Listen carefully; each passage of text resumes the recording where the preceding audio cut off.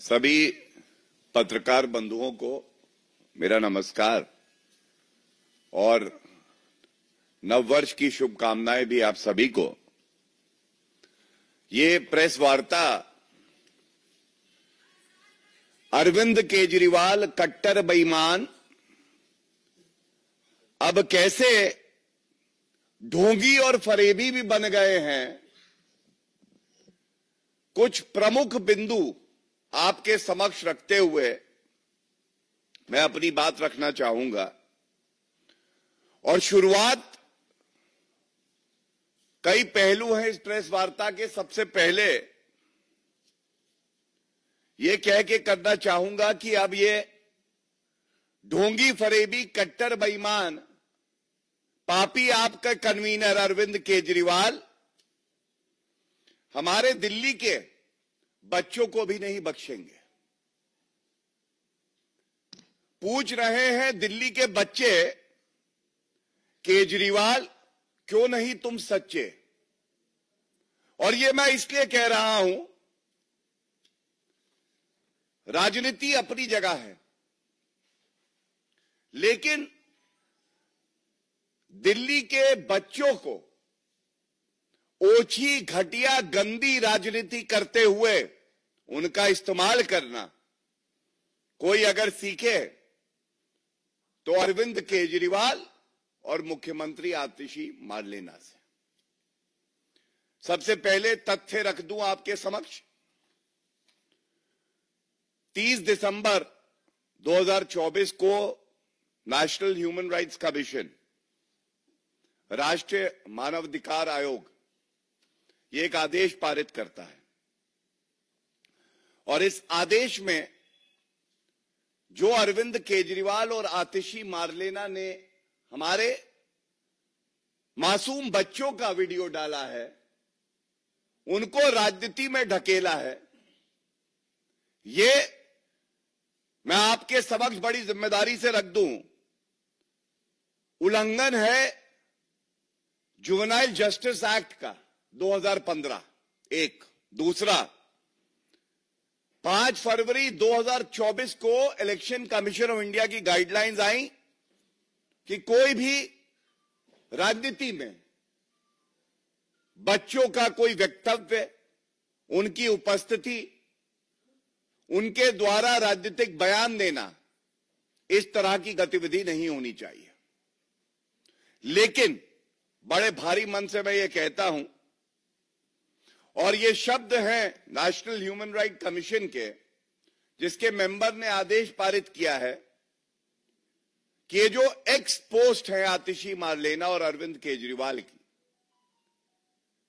बच्चों को राजनीति में घसीटते हुए उनका दुरुपयोग करके उनके भविष्य को अंधकारमय कर देने का यह कृत्य स्वीकारा नहीं जाएगा और तुरंत इस एक्स पोस्ट को हटाया जाए। एक्स पोस्ट को हटाया जाए, लेकिन जैसा मैंने कहा, ढोंगी और फरेबी, झूठे और मक्कार अरविंद केजरीवाल ने अभी तक इस एक्स पोस्ट को नहीं हटाया है। जो शब्द इस आदेश में हैं, मैं उसको आपके समक्ष रखना चाहूंगा। The participation of children in political campaign activities raises serious concerns. Raises serious concerns. दूसरा, deeply concerned. The National Human Rights Commission is deeply concerned about such expos. And they take a firm view, as they say, we take a firm view that the aforementioned post should be immediately removed and should be taken down. Immediately. But nothing has been done. So I want to first of all also highlight the real character and anti-children attitude of the papi aap Arvind Kejriwal and Atishi Marlena. it raises three very vital issues. Why is Arvind Kejriwal and Atishi Marlena involving our innocent children and violating their dignity, which is their fundamental right, by these campaigns? Is he unsure? Is Arvind Kejriwal aware that he is losing the Delhi elections? Second, why is Arvind Kejriwal and Atishi Marlena violating the Constitution of India, Article 21, which guarantees personal liberty, dignity to our children? Why is he violating the Juvenile Justice Act? The laws of the country have no meaning for a Chief Minister, Atishi Marlena, who is sworn by the Constitution to protect and preserve it. And third is a question that the citizenry of our country and Delhi is asking. They're asking, why are you playing with young and impressionable minds, and why are they being pushed towards cheap and dirty politics of the Aam Aadmi Party? And it is our duty to insulate these young and impressionable minds from the cheap, dirty and petty politics of the Aam Aadmi Party. And we will continue to do so. We will ensure that Arvind Kejriwal, the destroyer of Constitution, a hater of children, is thrown out of power so that people of Delhi who deserve better have a government which serves them well. इसके बाद मैं कुछ प्रकरण आपके समक्ष रखूंगा. यह पहली बात नहीं है कि अरविंद केजरीवाल ने भारत और दिल्ली के भविष्य, हमारे बच्चों के साथ इस तरह का व्यवहार किया है. आप याद करिए, एक क्लासरूम घोटाला उर्फ बाथरूम घोटाला हुआ था. ये क्या था? इन्होंने कहा कि दिल्ली के बच्चे, हमारे बच्चे अब क्लासरूम में नहीं पढ़ेंगे, ये टॉयलेट सीट में बैठ के टॉयलेट में पढ़ेंगे, क्योंकि टॉयलेट ही क्लासरूम है. ये दूरदर्शिता थी.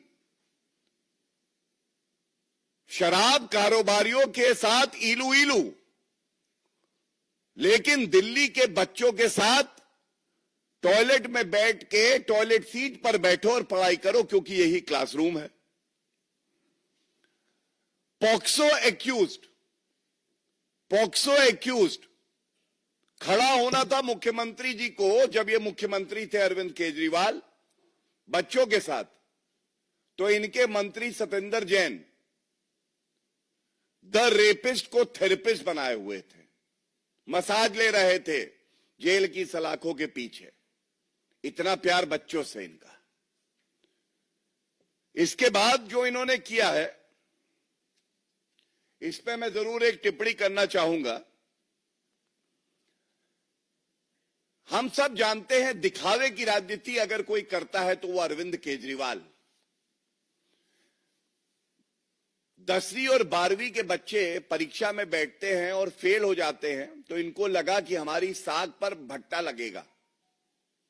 तो इन्होंने क्या किया कि 9वीं और 11वीं के जो बच्चे हैं उनको अच्छी शिक्षा तो नहीं दी, लेकिन उनको फेल करना स्टार्ट कर दिया. इसलिए फेल करना स्टार्ट कर दिया कि अगर 9वीं और 11वीं में फेल करेंगे तो इनको लगा 10वीं और 12वीं के जो परिणाम आएंगे वो अच्छे आएंगे. और आप सोचिए किस तरह की विभत्स राजनीति ये व्यक्ति करता है, जो 11वीं और 9वीं कक्षा में हमारे बच्चों को जबरदस्ती फेल किया, उसके बाद उनके साथ कहता है हैप्पीनेस उत्सव बनाएंगे. आप सोच देखिए कितनी जहरीली है. 9वीं और 11वीं के बच्चों को पढ़ाकर शिक्षा का अधिकार जो उनको है, क्लासरूम में अच्छी फैसिलिटीज हो, ये सुनिश्चित करना था, लेकिन नहीं. बच्चे हम तुम्हें 9वीं और 11वीं में ही फेल करेंगे और उसके बाद हैप्पीनेस उत्सव बनाएंगे। तो अब दिल्ली भी कह रहा है, जैसा एलजी साहब ने लिखा है, अपनी पार्टी की ही मुख्यमंत्री को अस्थाई मुख्यमंत्री बता रहे हैं। तो दिल्ली की जनता भी कह रही है, आपको हटाकर अप्रत्याशित हार दिखाकर राजनीति से बाहर कर कर दिल्ली की जनता अब हैप्पीनेस उत्सव बनाने जा रही है, क्योंकि भाजपा आने जा रही है। और इसके बाद ये वो ठग्गूमल है, ठग्गूमल अरविंद केजरीवाल, जिसने अपने बच्चों को नहीं छोड़ा है। इसने अपने बच्चों की कसम ली कि मैं कांग्रेस पार्टी से सपोर्ट नहीं लूंगा, और उसके बाद पहली बार मुख्यमंत्री बने तो कांग्रेस के समर्थन से बने, और अपने बच्चों की कसम खा के उसको पालन नहीं किया।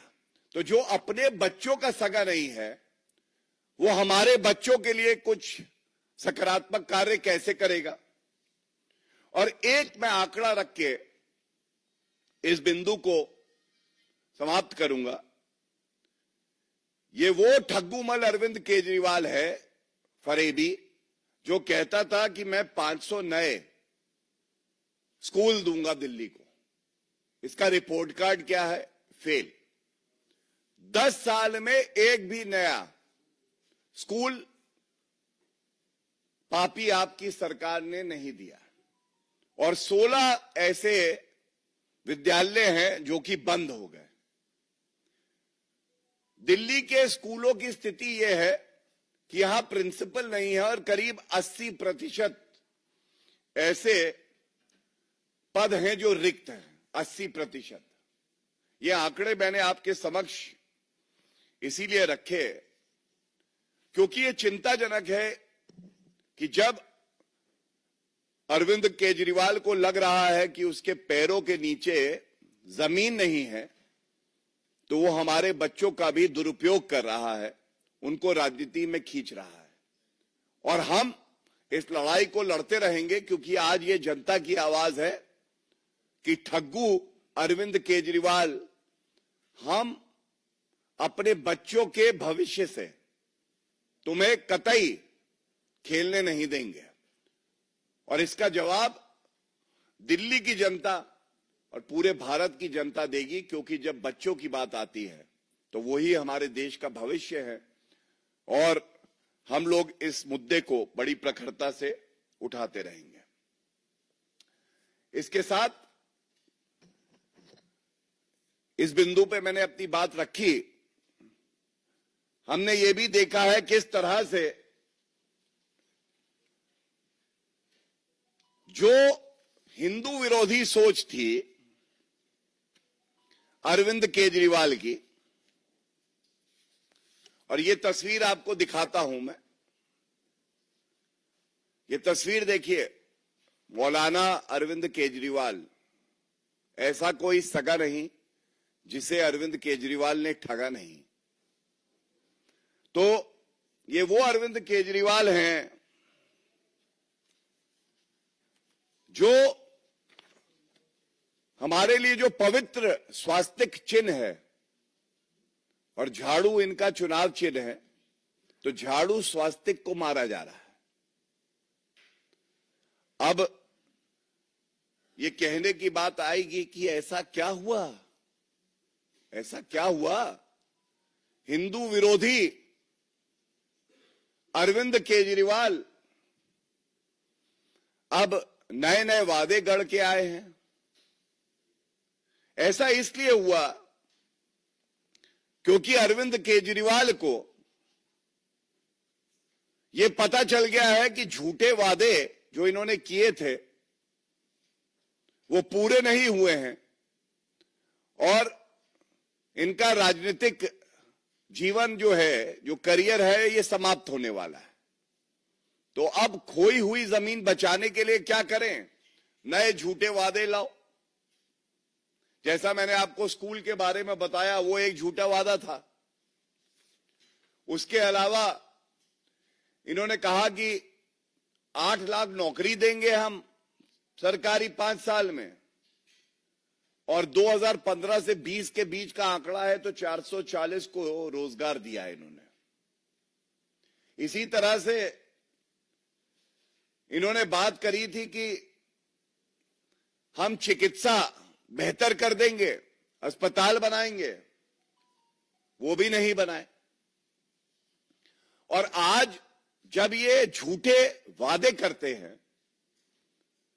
और ये कहते हैं कि हम पुजारियों को, ग्रंथियों को 18,000 रुपए प्रति माह देंगे, तो एक सवाल आता है सबके मन में। अभी कुछ समय पहले तक आप शराब कारोबारियों से प्यार करती थी और मंदिरों के बाहर और गुरुद्वारों के बाहर शराब के ठेके दे रही थी। यही पापी आप, जो हमारे लिए पवित्र स्थल हैं, पूजा स्थल हैं, चाहे मंदिर हो चाहे गुरुद्वारा हो, उसके बाहर शराब के ठेके खुलवा रहे थे ये अरविंद केजरीवाल। और इसीलिए आज ये पूछा जाएगा, हिंदू विरोधी को कैसे याद आ गई सिखों की। मैं एक पंजाबी हूं, मैं भी आहत हुआ था, हमें भी बुरा लगा था कि दलाली करने के लिए जो पवित्र स्थल हैं आपने उसको भी नहीं बख्शा। और ये कहना गलत नहीं होगा, चुनाव की बेला है, अरविंद केजरीवाल का नया झूठ का खेला है। चुनाव की बेला है, अरविंद केजरीवाल का नया झूठ का खेला है, और जनता ऐसा जवाब देगी कि ये भूलेंगे नहीं, क्योंकि जो अभी तक तुष्टीकरण की राजनीति करते थे, जो मौलवियों को कहते थे कि हम 18,000 रुपए प्रति माह देंगे, उनको भी ठग लिया और 17 माह से जो 18,000 रुपए प्रति माह देने थे वो नहीं दिए।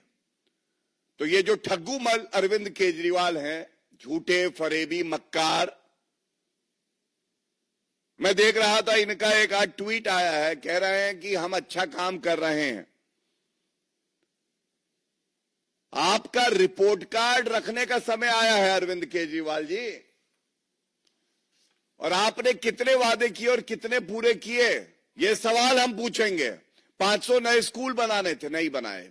20 नए कॉलेज बनाने थे, नहीं बनाए। 15 लाख सीसीटीवी बनने थे, लगने थे, नहीं लगे। 5,000 नई डीटीसी बसें आनी थी, नहीं आई। 8 लाख नौकरियां देंगे, नहीं किया। 2 लाख शौचालय होने थे, नहीं किया। पूरे दिल्ली में वाईफाई होगा, नहीं हुआ।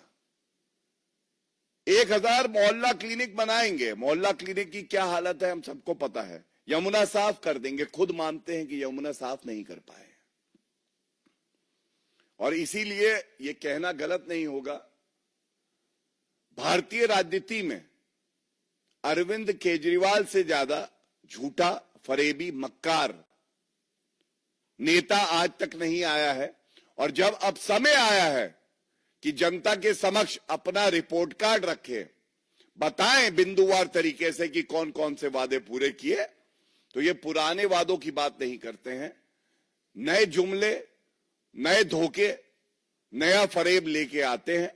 और इसीलिए ये चिंताजनक है, यह आवश्यक है कि जनता इनको करारा जवाब देके इनको दिखाए कि झूठ बोलने वालों का भारत की राजनीति में क्या हश्र होता है। बहुत बहुत धन्यवाद।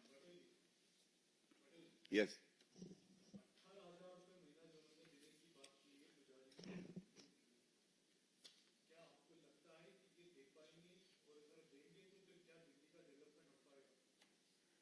देखिए, Arvind Kejriwal is anti development. Bharatiya Janata party से अरविंद केजरीवाल को सीख लेनी चाहिए। हम जिस जिस प्रदेश में जाते हैं, केंद्र का चुनाव है अगर लोकसभा का, तो अपना रिपोर्ट कार्ड जनता के समक्ष रखते हैं, बताते हैं हमने क्या कार्य किया, जनता का मत लेते हैं और उसके बाद आगे बढ़ते हैं। ये झूठे फरेबी अरविंद केजरीवाल, जैसा मैंने आपको गिनाया, इनकी इतनी हिम्मत नहीं है कि पत्रकारों के सवाल लेके उत्तर दे दें कि जो वादे करते आए हो उसका क्या हुआ। और आज सबसे दुखद बात यह है कि चुनाव जीतने के लिए आपने हमारे बच्चों का इस्तेमाल किया। वो बच्चे जिनको आपको शिक्षा देनी थी, आप उनका इस्तेमाल कर रहे हो। यह सवाल क्यों नहीं पूछा जाएगा अरविंद केजरीवाल जी से? क्या हुआ आपके वादों का? क्या हुआ जो आपने घोटाले करे? आपने कहा था भ्रष्टाचार के खिलाफ लड़ाई लड़ेंगे। आज सबसे बड़ा भ्रष्टाचारी, कट्टर बेईमान अगर कोई है तो वो अरविंद केजरीवाल है, जो जेल की सलाखों के पीछे 5 महीने रह के आया है।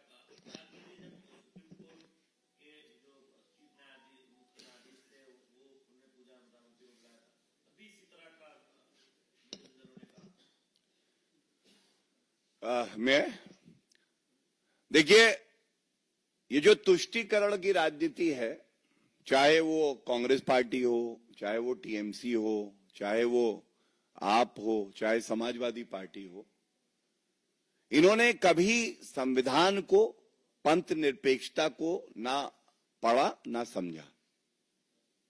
अगर इफ्तार पार्टी हो, 5,000 रुपए की चांदी की थाली में खाना परोसा जाए और वो यूपीए सरकार करे, तो वो सेक्युलरिज्म है।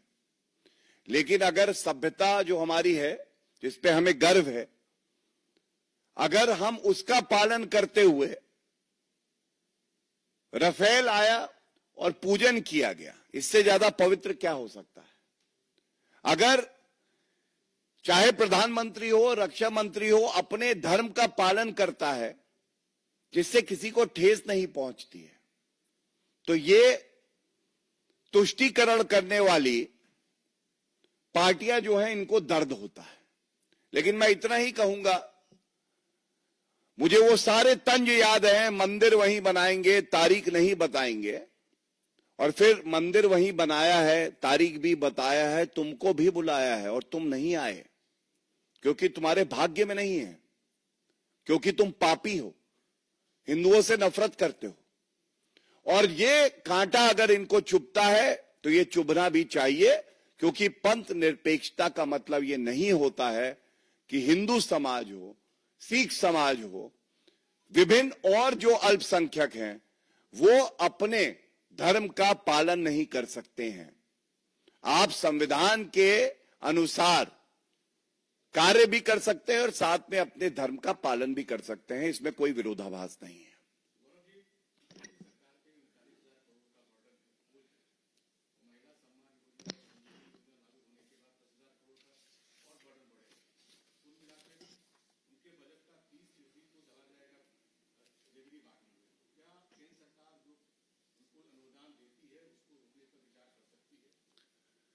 देखिए, जैसे ही अरविंद केजरीवाल दिल्ली के मुख्यमंत्री बने, इन्होंने दिल्ली का बंटाधार कर दिया। और आपने क्योंकि बात करी महिला सम्मान की, तो मैं पूछना चाहूंगा स्वाति मालीवाल जी के महिला सम्मान का क्या हुआ? मैं ये भी पूछना चाहूंगा, मेरे हाथ में पंजाब में इसी तरह से इन्होंने एक झूठा वादा किया था कि महिलाओं को 1,000 रुपए प्रति माह देंगे। क्या आज पूछा नहीं जाएगा कि पंजाब में आपकी सरकार आई, फर्जीवाल जी, ये वादा पूरा हुआ? किस तरह से दिल्ली जल बोर्ड 75,000 करोड़ रुपए के कर्जे में है, 75,000 करोड़ रुपए, और इस पापी आपकी भ्रष्ट सरकार को समय नहीं है कि वो सुध भी ले। और ये सारे झूठे वादे जो ये करते आए हैं, अब इस झूठी राजनीति का अंत बिल्कुल पास है और इस फरेबी झूठे व्यक्ति को सबक जनता सिखाएगी। Any other questions?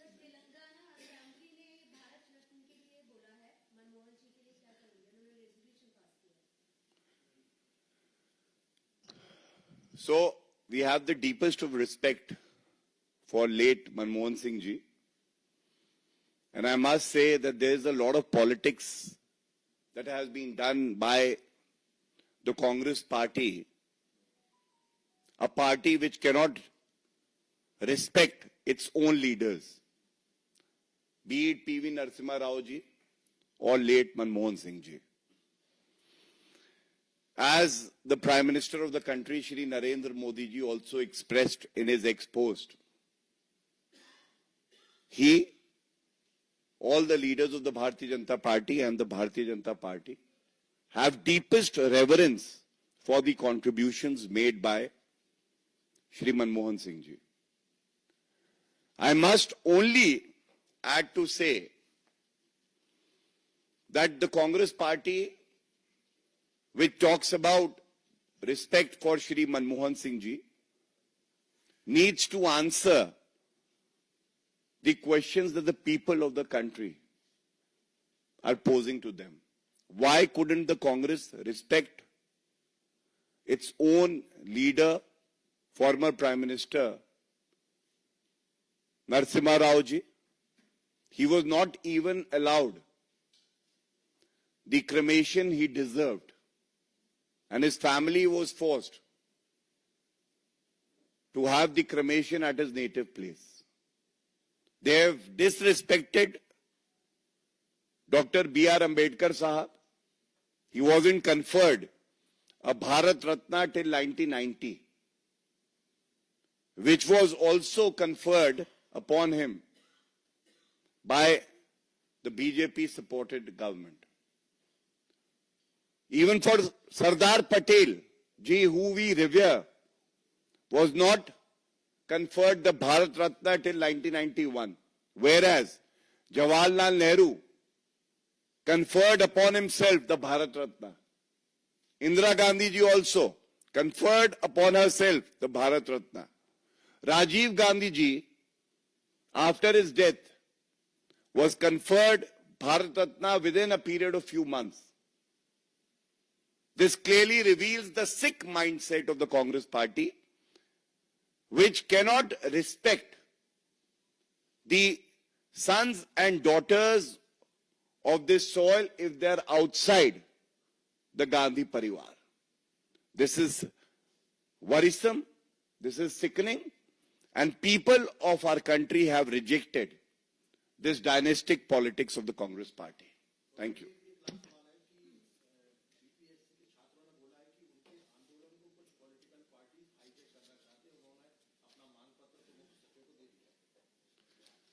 देखिए, मैं इतना ही कहूंगा कि भारतीय जनता पार्टी की सरकार, एनडीए की सरकार हमेशा छात्रों का हित चाहती है, बातचीत चल रही है और सकारात्मक कदम उठाते हुए ये सुनिश्चित किया जाएगा कि सभी छात्रों का भविष्य उज्जवल हो और उनके हित में सारे फैसले किए जाएंगे। बहुत बहुत धन्यवाद। Thank you.